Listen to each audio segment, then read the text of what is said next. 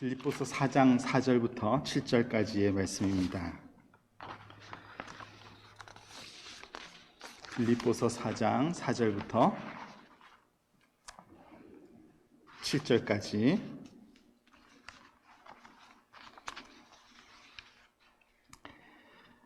하나님의 말씀을 함께 읽겠습니다.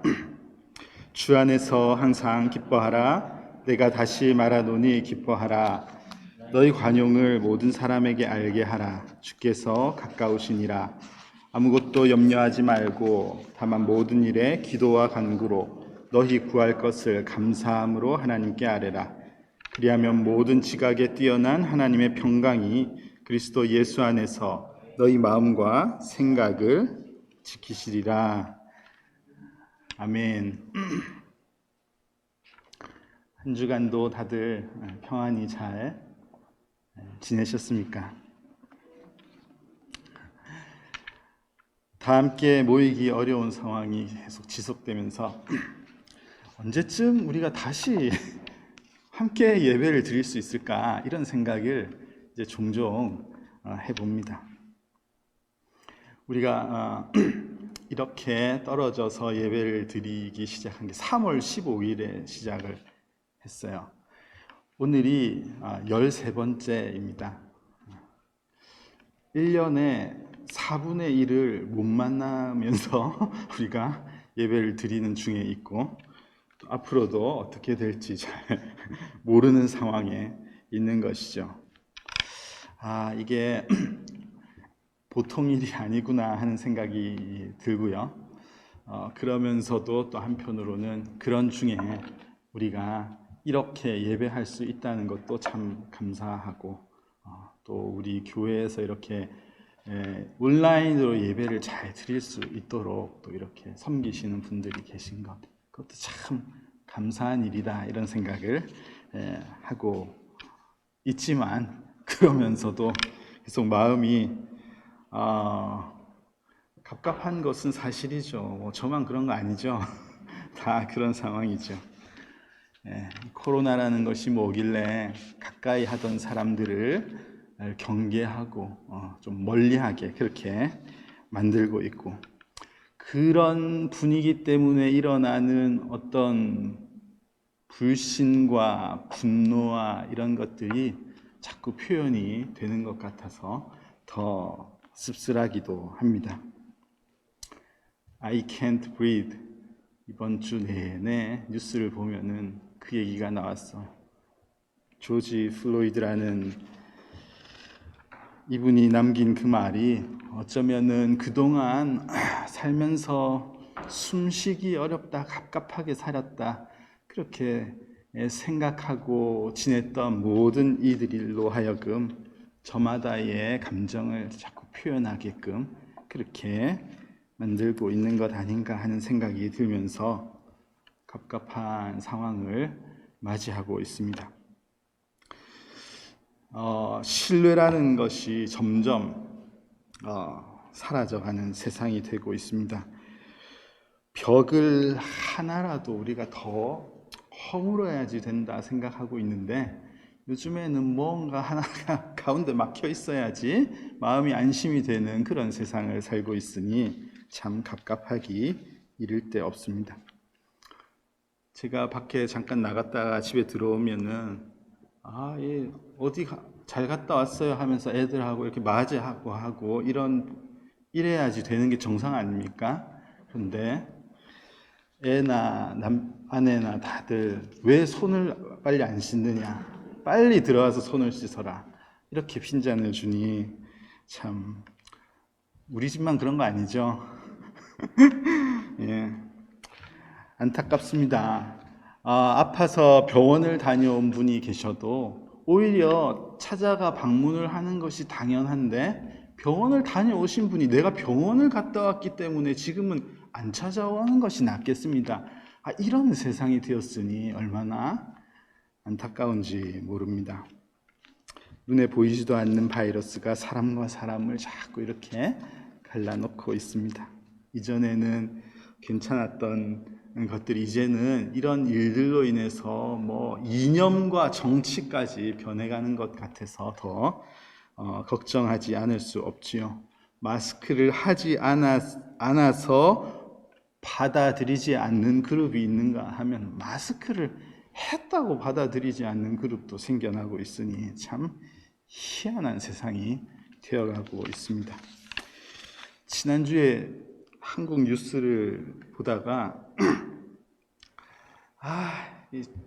저 나름대로 충격을 받았습니다. 코로나 확산 때문에 어떤 두 기관의 유사성을 비교하고 있더라고요, 뉴스에서. 그런데 그 두 기관이 뭐냐면은 코인 노래방과 개척교회를 비교해가지고 이 두 개를 비슷하게 놓고 이제 막 설명을 하는 그런 뉴스를 보다가 짜증이 나서 그냥 창을 닫아버렸습니다. 이게 도대체 어쩌다가 우리가 이렇게 되어버렸는가? 어쩌다가 하나님의 거룩한 교회와 이 코인 노래방이 같은 레벨에서 취급을 당하고 있는가?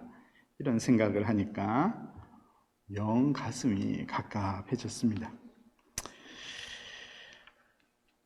예배 후에 부를 찬송 412장의 가사를 보면요, 이 땅 위에 험한 길 가는 동안에 참된 평화가 어디 있나, 이런 가사가 나옵니다.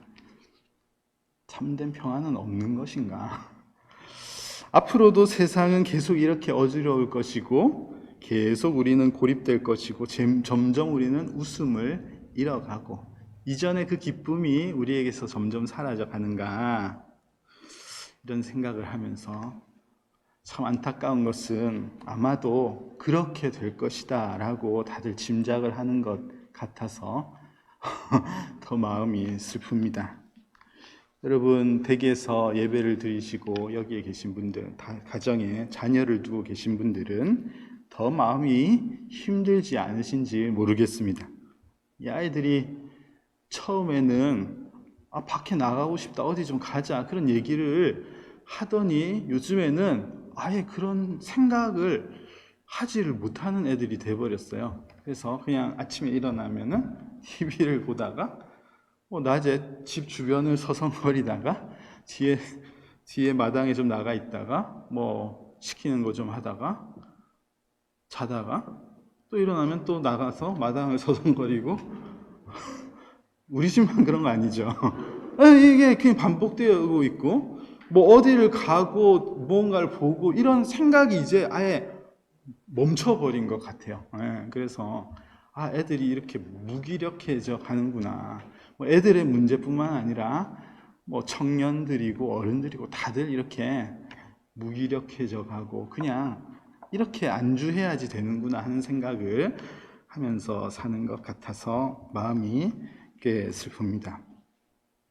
우리 교회도 이 여름이 되면은 이제 가을에 오실 분들을 맞이하고자 한껏 마음을 준비하고 부풀러서 이렇게 하고 있어야 될 때가 아닙니까? 맞죠?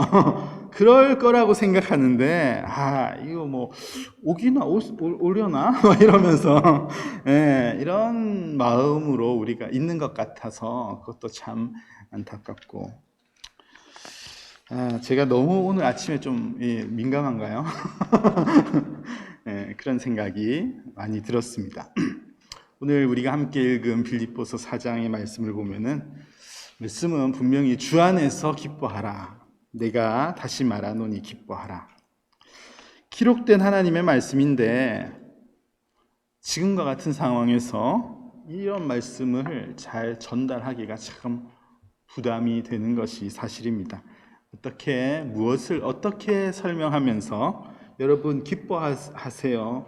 다시 강조합니다. 기뻐하셔야 됩니다. 이것을 잘 이해가 되도록 잘 적용할 수 있도록 전할 수 있을까? 제가 한 주 내내 뭔가 쌈박한 그런 메시지를 통해서 이 기쁨을 회복시킬 수 있는 그런 말씀을 전할 수 있을까 고민을 많이 했는데 답이 없더라고요. 잘 안 되었습니다. 기뻐하십시오라고 권면하기에는 지금 우리를 둘러싸고 있는 이 갑갑한 이런 환경이 너무 가까이 와 있습니다. 너무 직접적입니다. 집에서 나가지도 못하는데 뭘 두고 제가 기쁘게 하루를 사십시오 이렇게 권면을 할 수 있겠습니까?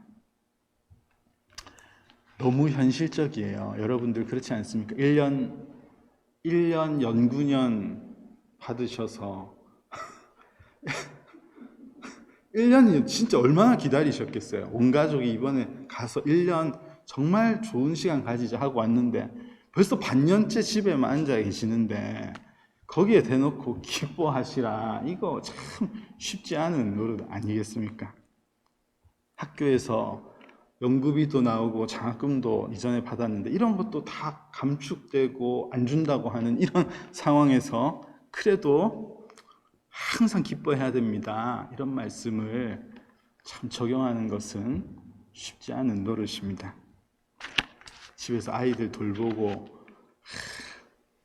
이 낮에 공원도 나가고 운동도 하고 그래야 되는데 우리 어머니들 새끼 밥을 차려야 돼요. 이 서로 민감해가지고 이거 막 우리 집만 그런 거 아니죠. 예, 막 이 날카로워져 있는 이런 상황이 다 그럴 거 뻔한데 여기서 제가 기뻐하셔야 된다. 참 그렇습니다. 예. 우리 교우들 가운데는 또 이렇게 자유롭게 병원도 드나들고 막 이렇게 하셔야지 되는 상황에 계신 분들도 있는데 한번 뵈러 갔더니 집 밖을 나오지 못하시더라고요. 그런 불안과 초조함 가운데 계신 그런 성도님들도 계신데 우리가 이 기쁨의 메시지를 전하고 쉽게 표현하는 것이 참 어려운 시대를 살고 있구나. 그런 마음을 가지고 한 주를 지냈습니다. 그러다가 이 빌립보서라는 이 성경은 기쁨의 서신이라는 이런 별명이 붙어 있을 만큼 이 메시지, 이 성경책은 계속해서 기쁨이 회복되어야 하고 기뻐하라는 것을 강조하고 있는데 도대체 어떻게 그것이 가능할까 하는 생각에 빌립보서 전체를 좀 천천히 읽어보는 한 주가 되었습니다. 이 빌립보서를 쓰신 이 사도 바울은 이 편지를 쓰실 때 이 감옥에 gat혀 있으셨더라고요. 참 희한하죠. 감옥에 갇혀 있으면서도 갑갑하다, 숨이 막힌다, 이런 표현을 쓰시지 않고 이 편지는 오히려 더 기뻐하는 내용으로 가득 차 있다고 하니까 참 그 비밀이 무엇일까 매우 궁금합니다. 오히려 나는 기뻐하고 또 기뻐하노라. 내가 주 안에서 크게 기뻐하고 있다. 이런 표현을 하시고 있고 빌립보서 4장에는 오히려 능력 주시는 그분 안에서 내가 모든 것을 할 수 있느니라 이렇게 고백하고 있으니 참 기가 막힙니다. 꽁꽁 묶여서 아무것도 할 수 없는 그야말로 갑갑한 상황에 계신 그분이 무슨 의미를 가지고 모든 것이 가능하다고 그렇게 말씀하고 계신가? 이것을 어떻게 적용할 수 있을까? 그런 의문이 들었는데 그런 생각을 하고 있다가 이 말씀 중에 빌립보서를 통해서 말씀하시는 이 기쁨의 비결이라는 것이 바로 여기에 있는 것인가 하는 부분이 있었습니다. 저 나름대로 그런 것을 찾게 되었는데 빌립보서 2장 5절의 말씀이었습니다. 2장 5절에 이렇게 기록되어 있죠. 너희 안에 이 마음을 품으라. 곧 그리스도 예수의 마음이니 이렇게 기록되어 있습니다. 우리 함께 한번 읽어볼까요? 빌립보서 2장 5절 말씀입니다. 너희 안에 이 마음을 품으라. 곧 그리스도 예수의 마음이니. 여러분 우리는요 늘 내 밖에서 기뻐할 일이 일어나야지 되고 그것을 가지고 내 안을 채우려고 하는 것이 우리의 모습입니다. 지금도 이 코로나가 다 사라지고 종식돼서 내 생활이 이전처럼 자유로워지면은 기쁨이 좀 우리 안에 있을 텐데 우리는 늘 그렇게 생각한다는 말입니다. 그런데 이 말씀을 읽다가 보니까 맞다, 그게 아니었는데 이런 생각이 들었습니다. 기쁨이라는 것이 회복되는 것은 내 밖에서 일어나는 어떤 일 때문에 내 기쁨이 회복되는 것이 아니고 내 안에 무엇이 있느냐의 문제인 것이지, 이것을 성경은 계속해서 말씀하고 있었는데 이런 생각이 들었습니다.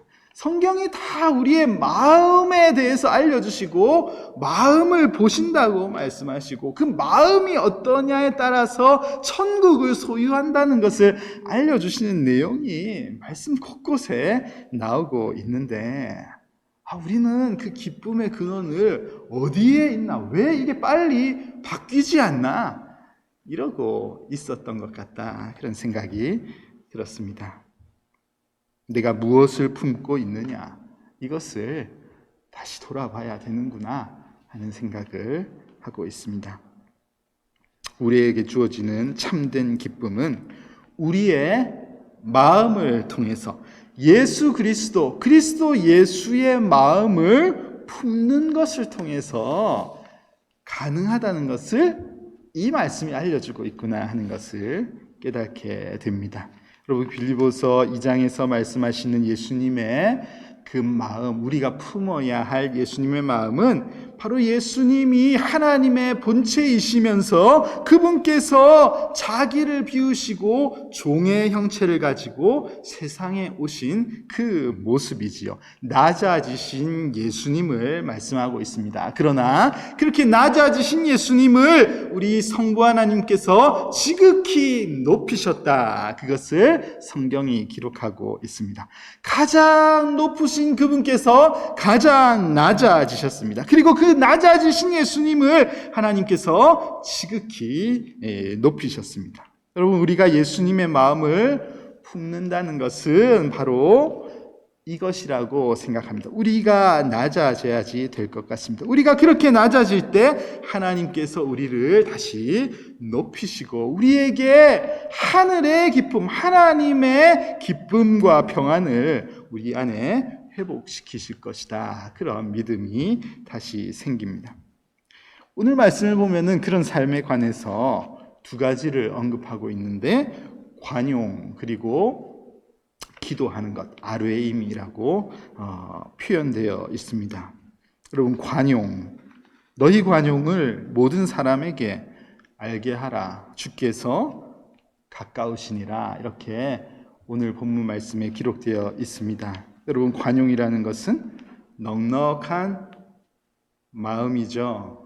넉넉한 마음입니다. 예수님의 마음은, 하나님의 마음은요, 넉넉하신 마음입니다. 여러분, 예수님의 마음, 우리 주님의 마음이요, 넉넉하지 않으셨다면은 우리가 죄 사함의 은혜, 지금 우리의 은혜를 누릴 수가 없을 것입니다. 왜냐하면 우리는 오늘 아침에 회개했다가도 오후가 되면 똑같은 죄를 번복하는 그런 연약한 우리의 모습을 가지고 있는데, 넉넉하신 하나님이 아니셨다면은, 오래 참으시고 기다리시는 하나님이 아니셨다면 우리가 어떻게 은혜 안에 지금 거할 수가 있겠습니까?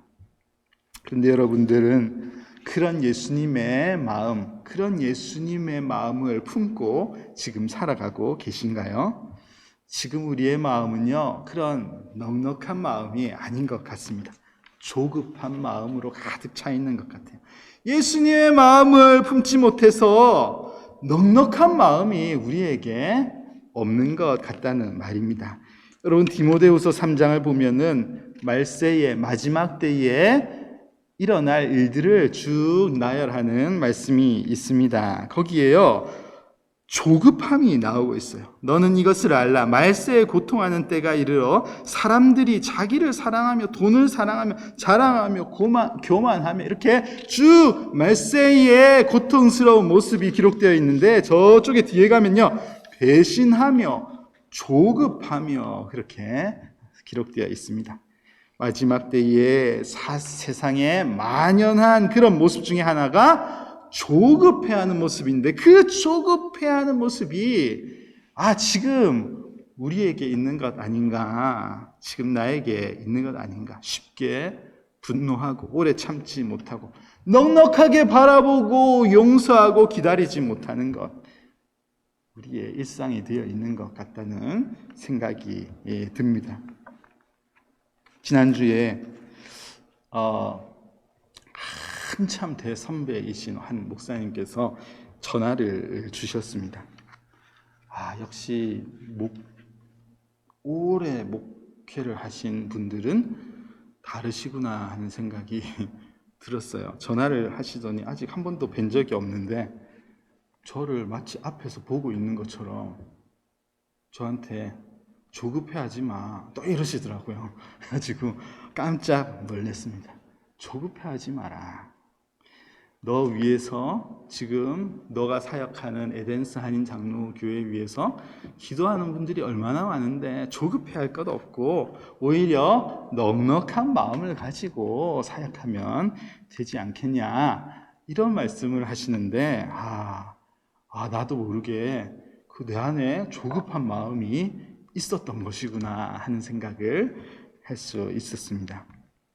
여러분, 베드로후서 3장 9절 말씀을 보면요, 하나님은 조급하신 분이 아니세요. 하나님은 넉넉하신 분이십니다. 너희를 대하여 오래 참으사 아무도 멸망하지 아니하고 다 회개하기에 이르기를 원하신다. 우리 하나님은요, 오래 참으시고 기다리시는 하나님이 우리 하나님이십니다. 참고 또 참으시는 주님, 오늘도 우리를 기다리고 계시는 주님, 그런 예수님의 마음을 우리가 품어야지 된다는 것을 알려주시고 있습니다. 그런 우리 예수님의 마음을 우리가 품고 살 때 지금 이런 현상 속에서도 우리가 기쁨을 회복할 수 있는 것이구나 하는 것을 말씀을 통해서 깨달을 수 있습니다. 오늘 말씀은요, 우리의 관용을 모든 사람에게 알게 하라, 그렇게 말씀하시면서 주께서 가까우시니라, 그렇게 말씀하고 있습니다. 우리가 관용하면 넉넉한 마음을 마지막 때에 오히려 가지고 살아야 하는 것, 주님께서 가까이 오셨다, 곧 주님께서 임하신다, 이것을 알려주시면서 설명하고 있습니다. 여러분, 주님께서 곧 오신다는 것이 우리를 오히려 조급하게 만드는 사실이 아니어야지 되겠습니다. 무슨 말인지 아시겠습니까? 주님이 오신다는 것 때문에 더 우리는 때로는 마음이 조급해질 수 있는데, 아니요, 성경이 알려주시는 것은 주님이 가까우시기 때문에 더 넉넉한 마음을 가지고 관용할 수 있어야지 된다, 그렇게 알려주고 있습니다. 여러분, 신앙인은 자유하는 사람이에요. 자유로운 사람입니다.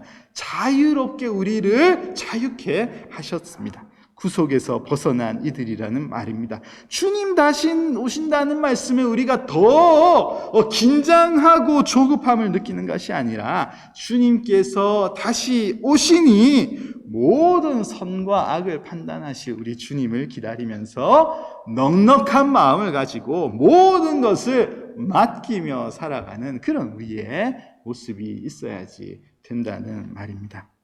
초조하게 만드는 일들이 우리를 분노하게 만들고 기쁨을 잃어가게 만드는 그런 시대를 우리가 지금 살아가고 있지만, 오늘 이 시간 우리 예수님의 넉넉하신 성품을 품음으로써 잃어버렸던 기쁨과 평강이 회복되시는 여러분들이 다 되시기를 바랍니다. 여러분, 오늘 말씀이 관용과 함께 가르쳐 주시는 기쁨의 내용은 바로 하나님께 아뢰이는 것입니다. 기도하는 것이죠. 이전에 많이 불렀던 복음성가 중에 기도할 수 있는데 왜 걱정하십니까? 이런 찬양이 있습니다. 기도할 수 있는데 왜 걱정하십니까? 기도하면서 왜 염려하십니까? 기도는 하는데 왜 염려를 하고 계십니까? 이런 노래였습니다. 여러분, 예수님의 이 땅에서의 삶은 기도하신 삶이라고 말할 수 있겠습니다. 예수님은 늘 하나님과 성부 하나님과 교제하며 소통하는 시간을 기뻐하시고 가장 우선적으로 하셨어요. 너무 바쁘신 사역 중에서도 예수님은 늘 따로 한적한 곳에 가셔서 기도하시느라고 시간을 보내셨습니다. 여러분, 기도와 간구는요, 하나님의 자녀된 이들에게 주신 특별한 권세라고 말할 수 있습니다. 다른 이들에게 이 권세를 주신 것이 아니에요. 예수님께서 우리를 위해 죽으신 그 사역을 통해서 우리는 예수님의 이름을 앞세워 기도할 수 있다고, 그래서 우리더러 아빠, 아버지라고 부르라고 그렇게 말씀하신 것입니다. 기도할 수 있고 간구할 수 있는 것은 큰 은혜라는 말입니다. 오늘 말씀은 특별히 염려할 것이 많은 이 세상에서 아무것도 염려하지 말고 모든 일에 기도와 간구로 우리의 구할 것을 감사함으로 아뢰어라, 그렇게 성경이 말씀하고 있습니다. 근심할 일들이 곳곳에 쌓여 있는데 오히려 감사함으로 기도하고 감사의 제목을 표현하면서 하나님께 아뢰라, 이 말씀은 이미 기도하는 이의 삶의 형편을 우리 하나님께서는 다 알고 계신다는 것을 분명히 알려주시는 말씀입니다. 그래서 7절 말씀을 보면 그렇게 우리가 하나님께 아뢰일 때 모든 지각에 뛰어난 하나님의 평강이 우리의 마음과 생각을 지키실 것이다. 우리가 그렇게 하나님을 온전히 의지하고 기도할 때 우리에게 기쁨을 회복시키시겠다, 그런 약속의 말씀이 오늘 기록되어 있는 것입니다. 여러분, 오늘 주보에 보시면요, 광고란에 더 기도하는 6월이라는 것을 광고에 기록해 두었습니다. 이번 주 화요일부터 한 4주 정도 더 기도하는 한 달을 가지면 좋겠습니다. 여러분, 기도하지 않고 걱정만 하고 계십니까? 그렇다면 기도하는 시간을 가져보시기를 바랍니다. 혹 이미 나는 기도 생활을 하고 있다, 그런 분들은 더 기도에 힘쓰는 그런 시간이 되면 좋겠습니다. 여러분, 하나님께서 이스라엘 백성들에게 명하신 성막에 들어가면 꺼지지 않아야 할 불들이 거기에 있었습니다. 번제단의 불과 등불과 그 향단의 분향단의 불이 계속 꺼져서는 안 되는, 그래서 제사장들은 내내 이 불이 꺼지지 않도록 이것을 관리하는 일을 맡아서 했던 이들이죠. 근데 요한계시록 말씀을 보면은 성전의 향과 연기에 대해서 성도의 기도다, 그렇게 해석해서 말씀해 주시는 부분들이 여러 곳에 나오고 있습니다. 여러분, 마지막 때에 하나님을 예배하는 참 교회, 참된 교회는 기도의 향이 계속해서 올라가는 교회입니다. 기도의 연기가 끊이지 아니하는 교회가 바로 하나님께서 기대하시고 기다리시는 그런 교회의 모습이죠. 성도의 기도가 끊이지 아니하는 교회가 되어야지 되겠습니다. 여러분, 살아있는 신앙은요, 마지막 때를 기다리는 신앙입니다. 살아있는 진짜 신앙인의 모습은 종말론적인 신앙의 자세를 가진 것이 진짜 신앙인의 모습입니다. 마지막 때를 준비하는 믿음이 진짜 참 믿음이라고 말씀드리는 것입니다. 그냥 이 땅에 와서 머무는 동안에 예배를 즐거워하고 함께 기뻐하는 이것만을 누리는 것이 참된 신앙인이 아니고 하늘에서 드릴 진짜 예배, 참된 성전의 예배를 기다리면서 사는 것, 준비하면서 사는 것, 이게 진짜 믿음의 모습이라는 말입니다.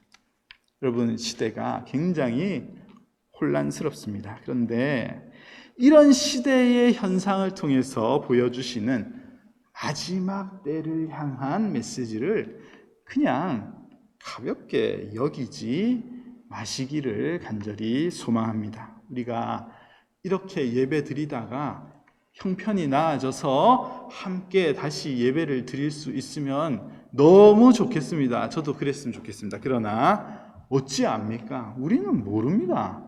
주님 언제 오실지 말씀해 주지 않으셨고, 주님 오시는 것이 마치 도둑이 들어오는 것처럼, 들어오시는 게 아니고 도둑이 들어오는 것처럼, 도둑이 언제 오늘 밤에 간다 얘기하고 들어오나요?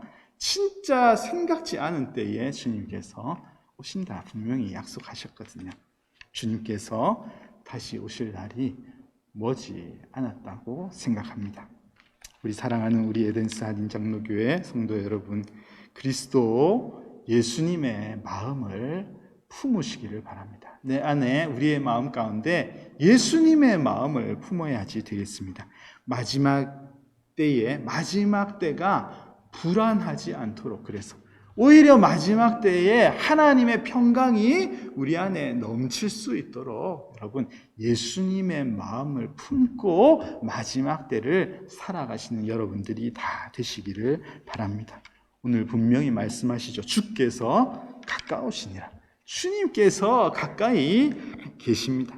마지막 때이니까 여러분 넉넉하게 그 주님의 마음을 가지고 넉넉한 마음으로 관용하시기를 바랍니다. 넉넉한 마음으로 용서하고 넉넉한 마음으로 용납하는 그런 우리의 모습이 있어야지 되겠습니다. 초조해할 것이 아니라 오히려 하나님께서 모든 것을 분별하실 것이니 그 때를 기다릴 줄 아는, 하나님께서 이 시기를 통해서 어떤 것을 보여주실지를 잠잠히 기다릴 줄 아는 그런 우리의 잠잠한 모습이 있어야지 되겠습니다.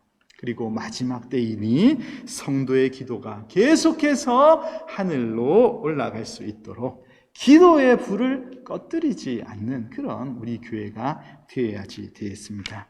여러분 그리스도 예수의 마음을 품고 삶에서 더 오래 참고 삶에서 더 기도할 때에 오늘 말씀에 기록된 대로 모든 지각에 뛰어나신 우리 하나님의 평강이 이 혼란한 시대를 살아가는, 이 혼란한 시대의 한복판에 서 있는 우리들에게 평강을 누릴 수 있도록 우리의 삶을 인도하실 것이라고 믿습니다. 미국에 산다고 하니까 요새 전화 많이 받지 않으세요? 그거 괜찮나? 막 이러면서 연락 많이 오시죠? 괜찮다 하십시오. 예수님의 마음을 품고 사니까 오히려 하나님께서 주시는 평강 때문에 더 나아지고 있습니다. 우리가 그렇게 대답할 수 있으면 좋겠습니다. 또 한 주가 이제 시작되거든요. 한 주 사이에 큰 변화가 있을 것 같지는 않습니다. 그러나 우리의 내면의 모습은 이전과 달랐으면 좋겠습니다. 예수님의 마음을 품고 또 한 주를 시작하여서 하나님께서 주시는 놀라운 평강이 넘치는 그런 한 주가 되시기를 주님의 이름으로 축원합니다.